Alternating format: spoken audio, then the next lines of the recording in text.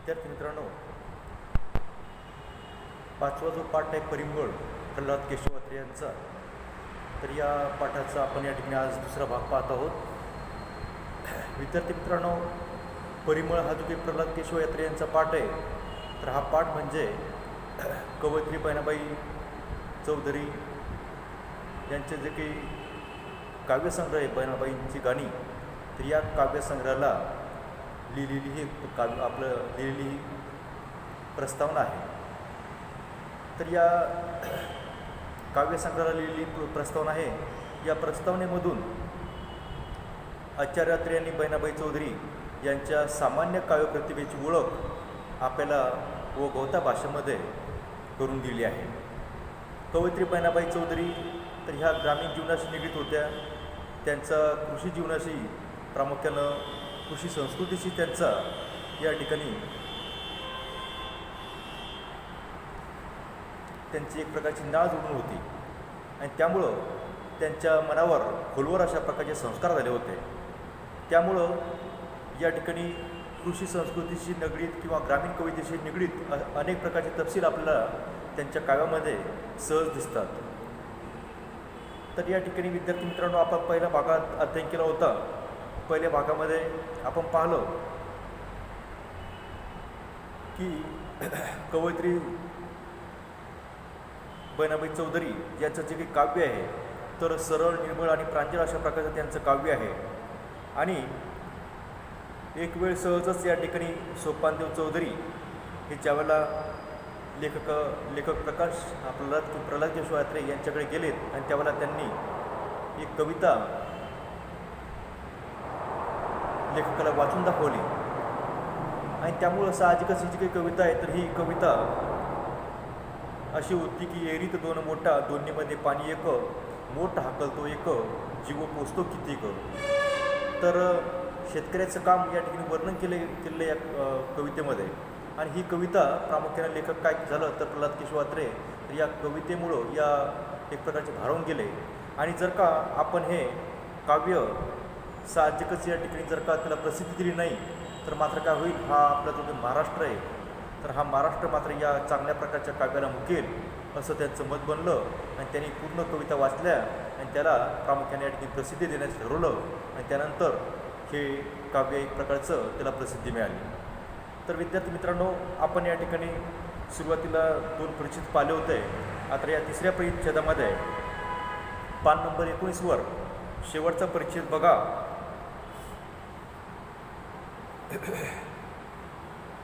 प्रतिभा हे कवीला लाभलेले निसर्गाचे देणे आहे, ते त्याच्याबरोबरच यावे लागते.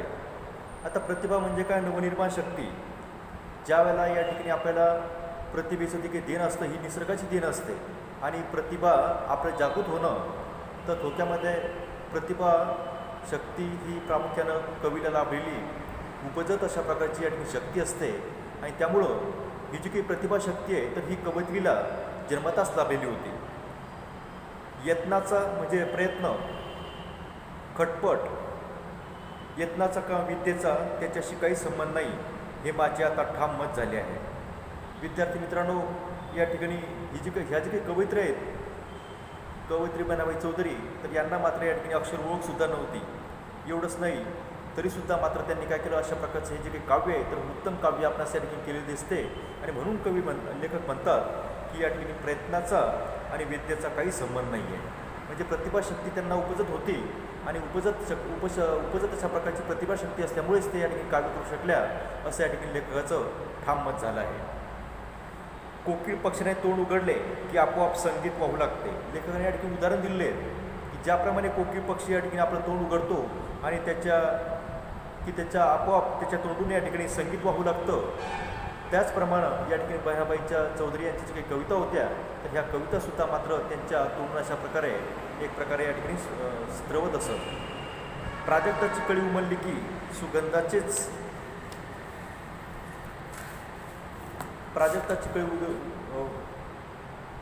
की सुगंधाचेच या ठिकाणी निश्वास टाकू लागते, तसे जातीच्या कवीचे आहे. ज्यावेळेला प्राजक्त या ठिकाणी उमलतो, त्यावेळेला या ठिकाणी सर्वत्र सुगंध पसरतो. तर त्याप्रमाणे ज्या एकदा कविता आपली या ठिकाणी प्रतिभाशक्ती जागृत झाली की आपल्या तोंडून कवीच्या तोंडून का होतं तर या ठिकाणी हे काव्य स्रवू लागतं.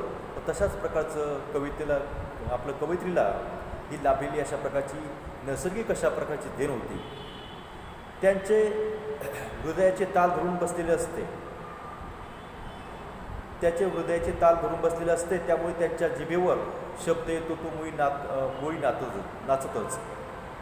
या ठिकाणी लेखकानं काय केलं आहे तर लेखक प्रख्यात यांनी अमर काव्य जे काही जन्माला येतं तर ते जन्माला येण्याची लेखकाने सांगितलेली लक्षणे या ठिकाणी सांगितलेली आहेत की जो काही उपजत अशा प्रकारचा जातीचा कवी आहे तर त्याला प्रतिभाशक्तीची देण या ठिकाणी उपजतच लाभलेली असते आणि त्यामुळं त्याला या ठिकाणी जे काही काव्य स्फुरतं तर त्याचं ते काव्य आहे तर ते मात्र या ठिकाणी त्याच्या एक प्रकारचं ताल धरून बसलेलं असतं. त्यामुळे त्याच्या जिभेवर शब्द येतो तो मुळी नाचतच येतो. ज्याप्रमाणे प्रतिभाशक्ती असणाऱ्या कवीला या ठिकाणी त्याचे जे काही काव्य आहे ते स्फुरतं त्याच्या जिभेवर ते सदैव रेंगाळत असतं, तर त्याप्रमाणे कवयित्रीचं सुद्धा तसंच होतं. कवयित्री बहिणाबाई चौधरी यांना तशा प्रकारची उपजत अशा प्रकारची प्रतिभाशक्ती लाभली होती आणि त्यामुळं त्यांनी काय केलं तर आपलं दैनंदिन काम करताना, शेतकाम करताना, घरकाम करताना असंख्य अशा प्रकारचे अनुभव आले त्यांना आणि ते अनुभव त्यांनी काय केले तर आपल्या काव्यामध्ये या ठिकाणी टिपलेले आहेत. सौंदर्यातले सृष्टीतले सौंदर्य तेवढे त्याच्या डोळ्याला दिसते आणि जीवनातले संगीत त्याला ऐकू येते. डोंगराच्या कपारी आडून जसा एखादा झरा उंचवत असतो तसे काव्य एकसारखे त्याच्या हृदयातून उसळ्या घेत असतं. असे मानल्याखेरीज जगातील अमर काव्य कसे जन्माला येते हे कोडे सुटणार नाही. विद्यार्थी मित्रांनो, हा जो काही परिच्छेद आहे तर या परिच्छेदामध्ये अमर काव्य जन्माला येण्याची लेखकाने सांगितलेली लक्षणे या ठिकाणी स्पष्ट केली आहे. लेखकाच्या मते प्रयत्नाने आणि शिक्षणाने प्रतिभाशक्ती या ठिकाणी लाभत नाही, तर प्रतिभाशक्ती प्रामुख्यानं उपजत असते. त्याप्रमाणे कवयित्री बहिणाबाई चौधरी यांची हे जे काही अमर काव्य आहे तर या अमर काव्य येण्याला जन्माला येण्याचं लेखकानं सांगितलेलं हे लक्षण आहे की प्रयत्नानं कवयित्री बहिणाबाई चौधरी यांना या ठिकाणी उपजतच तशा प्रकारची या ठिकाणी प्रतिभाशक्ती लाभली होती. सृष्टीच्या नंतर अमर काव्य जन्माला येण्याचं दुसरं कारण लक्षण या ठिकाणी लेखकानं सांगितलं आहे की सृष्टीच्या सौंदर्याचा आणि जीवनातल्या संगीताचा कवितेत या ठिकाणी प्रत्यय येत असतो. जर आपण कवयित्री बहिणाबाई चौधरी यांचं काव्य पाहिलं तर या ठिकाणी सृष्टीच्या सौंदर्याचा आणि जीवनातल्या संगीताचा या ठिकाणी त्यांच्या कवितेमध्ये अनुभव येतो. त्यानंतर अमर काव्य जन्माला येण्याचं तिसरं कारण लक्षण या ठिकाणी सांगितलं आहे की सहजता व उत्स्फूर्तता याचं दर्शन आपल्याला त्या काव्यामध्ये घडतं. जर आपण पाहिलं कवयित्री बहिणाबाई चौधरी यांचं काव्य तर या काव्यामध्ये मात्र या ठिकाणी त्यांना जे काही काव्य स्फुरलं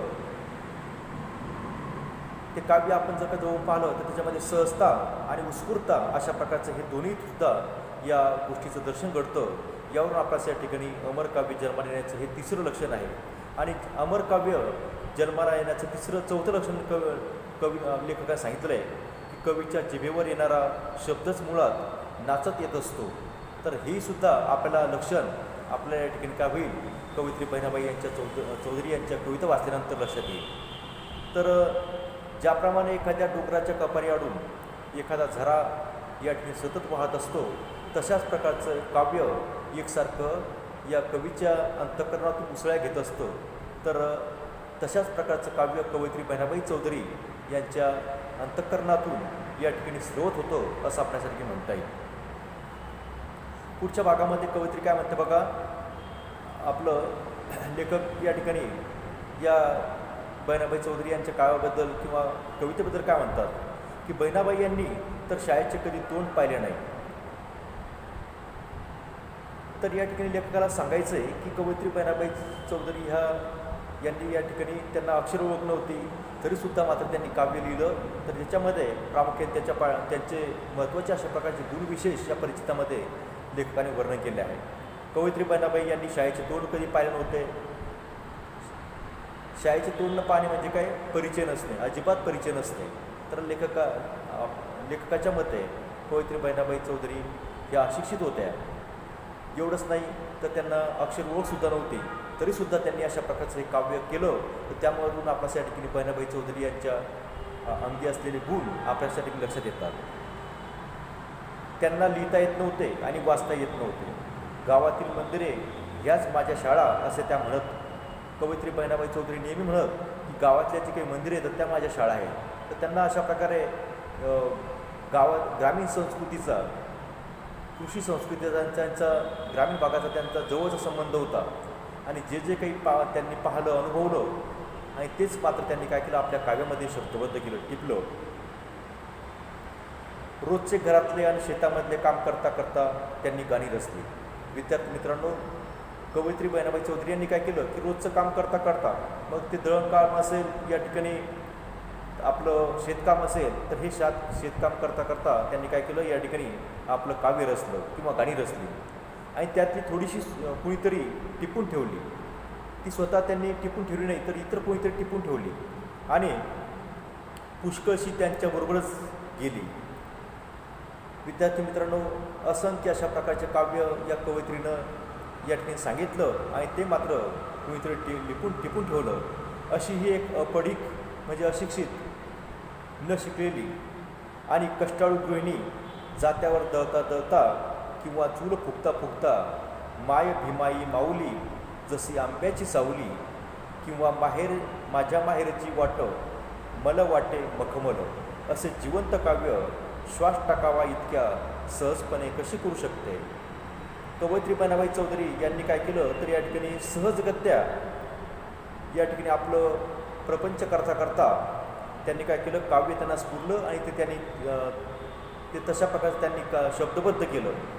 तर अशा प्रकारे दोन अशा प्रकारचे या ठिकाणी उदाहरणं सांगितले आहेत की माय भीमाई माऊली जशी आंब्याची सावली किंवा महाच्या मायेची वाट माले वाटे मखमल. तर अशा प्रकारचं जिवंत काव्य ज्याप्रमाणे आपण श्वास टाकतो, तर त्याप्रमाणे एवढ्या सहजगत्या त्यांनी हे काव्य त्यांना स्फुरलं आणि म्हणून ही या काव्याची दाखले या ठिकाणी लेखाने या ठिकाणी दिलेली आहेत. कुणी म्हणेल आपल्या बायकांच्या जुन्या गाण्यात असले काव्य वाटेल तितकी आठवण येते, पण तसे नाही. विद्यार्थी मित्रांनो, आपण जर का या ठिकाणी लोकगीत पाहिलं, असंख्य अशा प्रकारची गाणी आपण पाहतो, अनुभवतो, परंतु मात्र एवढ्या सहजगत्या स्फुरणारं हे जे काही काव्य आहे, तर कवयित्री बहिणाबाई चौधरी यांनी काय केलं, तर त्यांचं जे काही काव्य आहे ते उत्स्फूर्त होतं. एवढंच नव्हे तर या ठिकाणी त्यांचं काव्य या ठिकाणी सहजतः त्यांच्या काव्याचा गुण आपल्याला ठिकाणी दिसून येतो. लेखकाच्या मध्ये कवयित्रीचे जे काही गुणविशेष आहेत, तर त्यामध्ये आपल्याला पहिला गुण लेखकाला या परिच्छेदामध्ये सांगायचं आहे की अशिक्षित आणि कष्टाळू गृहिणी असली तरी मात्र तिने काय केलं, तर आपलं आलेले प्रपंचाचे अनुभव या आपल्या काव्यामध्ये टिपलेले दिसतात. त्यानंतर कवयित्री बहिणाबाई चौधरी यांनी काय केलं, तर काम करता करता त्यांनी अशा प्रकारे गाणी रचलेली आपल्याच्या ठिकाणी दिसतात. एवढंच नाही तर त्यांनी काय केलं, तर माणसाचे जे काही खोटे व्यवहार आहेत, तर हे खोटे व्यवहार पाहून त्यांना एक प्रकारची चीड येत असे. तर अशा प्रकारचे ती जी काही चीड आहे, तो जे काही संताप आहे, तोही सुद्धा त्यांच्या काव्यामध्ये व्यक्त झालेला दिसतो. तर अशा प्रकारे बहिणाबाई चौधरी यांच्या काव्याचे नानाविध अशा प्रकारचे गुण आपणाच्या ठिकाणी दिसून येतात. त्यानंतर सर्वात महत्त्वाचा आणि शेवटचा जो काही गुण आहे कवयित्री बहिणाबाई चौधरी यांच्या काव्यामध्ये दिसणारा, तर तो म्हणजे मानवाच्या कल्याणाची कळकळ. कवयित्री बहिणाबाई चौधरी यांनी काय केलं, तर शेतकऱ्यांबद्दल ते काव्य लिहिलं. एवढंच नाही तर आलेले अनुभव लोकांना आजही सुद्धा या ठिकाणी मार्गदर्शक करतात. एवढंच नाही तर ते दिशा देण्याचं काम करतात आणि म्हणून त्यांना काय होतं, तर या ठिकाणी मानवाच्या कल्याणाची कळकळ होती. तर हाही सुद्धा गुण आपल्याला कवयित्री बहिणाबाई चौधरी यांच्या या ठिकाणी या काव्यामध्ये दिसून येतो. पुढच्या परिच्छेदामध्ये लेखक काय म्हणतात बघा, बहिणाबाईच्या प्रतिभा म्हणजे काय, नवनिर्माण शक्ती, जात फार निराळी आहे. कवयित्री बहिणाबाई चौधरी यांना उपजतच अशा प्रकारची प्रतिभाशक्ती लाभलेली होती आणि म्हणून कवी लेखक म्हणतात की या ठिकाणी प्रतिभेची जी काही जात आहे फार निराळी आहे. धरित्रीच्या कुशीत झोपलेले बी बियाणे कसे प्रकट होते याचे त्यांनी केलेले वर्णन वाचा. कवयित्री बहिणाबाई चौधरी यांनी काय केलं, तर या ठिकाणी ज्यावेळेला आपण शेतकरी पेरणी करतो आणि शेतकरी पेरणी केल्यानंतर काय करतो, तर या ठिकाणी पेरणी केल्यानंतर जे काही बी आहे, जे काही पेरलं तर ते पेरल्यानंतर मात्र काय होतं तर या ठिकाणी बियाणं कसं प्रकट होतं त्याचं सूक्ष्म वर्णन या त्यांनी आपल्या कवितेमध्ये केलं आहे. बघा, ऊन वाऱ्याशी खेळता खेळता एका एका कुंभातून प्रकटले दोन पानं जसे हात जोडीसन. ज्यावेळेला शेतकरी शेतामध्ये पेरणी करतो, बी पेरतो, तर त्यावेळेला हे बी बियाणं कसं प्रकट होतं, त्याला या ठिकाणी पानं कसे येतात आणि बघता बघता या ठिकाणी दोन पानावर पीक येते. ज्यावेळेला दोन पानावर पीक येतं तर त्यावेळेला मात्र दोन रुपये हे पीक काय करतं तर या ठिकाणी परमेश्वराची एक प्रकारची आराधना करतो, परमेश्वराला ते विनवतं.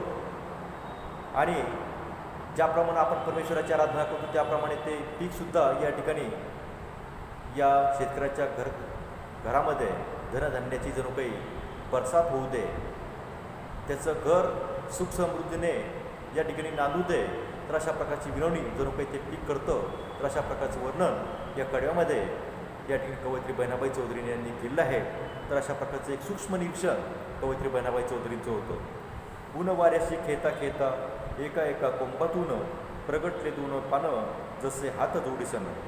तर या काव्यपंक्तीमध्ये कवयित्री बहिणाबाई चौधरी यांनी बियाचं या ठिकाणी रोपट्यामध्ये कशा प्रकारे रूपांतर होतं याचं सूक्ष्म वर्णन या कवितेमध्ये त्यांनी, या ओळीमध्ये त्यांनी केलेलं आहे. एवढंच नाही तर नवनिर्मिती जी असते तर नवनिर्मिती ही कशी होते एवढंच नव्हे तर या काव्यपंक्तीमधून आपणास कवयित्रीची निरीक्षण शक्ती दिसून येते. त्यानंतर प्रतिभाशक्ती जी असते ती बळावर केलेले, प्रतिभाशक्तीच्या बळावर केलेले अभिव्यक्ती तर ही काय करते, ती एक प्रकारचे आनंद देत असते. तर अशा प्रकारचा आनंद आपल्याला त्यांच्या काव्यामध्ये या ठिकाणी पाहायला मिळतो. असली कल्पनेची भरारी कोणत्या जुन्या संगीतात आढळून येईल. हे मनोहर चित्र जिची प्रतिभा पाहू शकते आणि किंवा एक तारुण्यात सौभाग्य कमवले असताना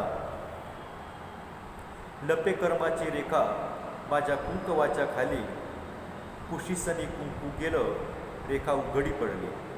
विद्यार्थी मित्रांनो, ज्यावेळेला एखादी स्त्री विधवा होते आणि विधवा झाल्यानंतर तिचा पती निघून गेल्यानंतर या ठिकाणी तिच्यावर एक प्रकारचा दुःखाचा डोंगर कोसळतो. कवयित्री बहिणाबाई चौधरी यांचंही सुद्धा तसंच झालं. त्यांनाही सुद्धा प्रामुख्यानं वैधव्य प्राप्त झालं, त्यांचे पती मरण पावले आणि ऐन अशा प्रकारच्या तारुण्यामध्ये त्यांनी काय केलं तर हे पतीचं जे काही दुःख आहे तर त्यांनी दुःख पचवलं आणि दुःख पचवल्यानंतर थोक्यामध्ये ज्यावेळेला अशा प्रकारचा पती निघून गेल्यानंतर या ठिकाणी त्या कुटुंबाची एक प्रकारची आबाळ होते. एवढंच नाही तर त्या कुटुंबावर अनेक प्रकारचे संकट येतात. तर त्या संकटातूनच पुढे मात्र काय होतं, आपल्याला वाट काढावी लागते. तर तशाच प्रकारे या ठिकाणी त्यांनी काय केलं तर आपल्या या कवितेमध्ये त्यांनी सांगितलं की लपे कर्माची रेखा, कर्म म्हणजे काय, नशीब, भाग्यरेषा माझ्या कुंकवाच्या खाली कुशीसनी कुंकू गेलं रेखा उघडी पडली. आयुष्याची वातात या ठिकाणी कशा प्रकारे होते तेवढंच नाही तर अनेक संकट येतात.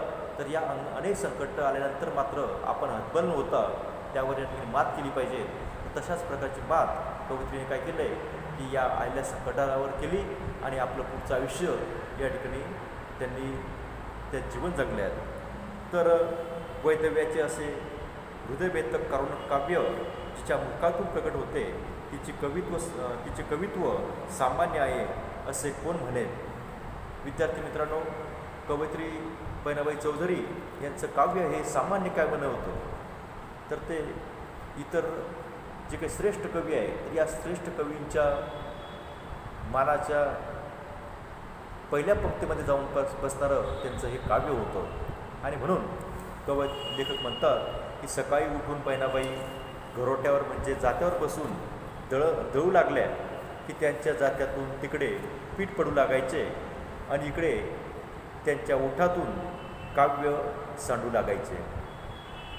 विद्यार्थी मित्रांनो, कवयित्री बहिणाबाई चौधरी यांना जी काही त्यांची प्रतिभा होती तर ही काव्यप्रतिभा शक्ती प्रामुख्यानं उपजतच त्यांना मिळालेली देण होती. आणि त्यामुळं ज्यावेळेला त्या सकाळी उठून या ठिकाणी आपल्या जात्यावर दळण दळण्यासाठी बसत, तर ज्यावेळेला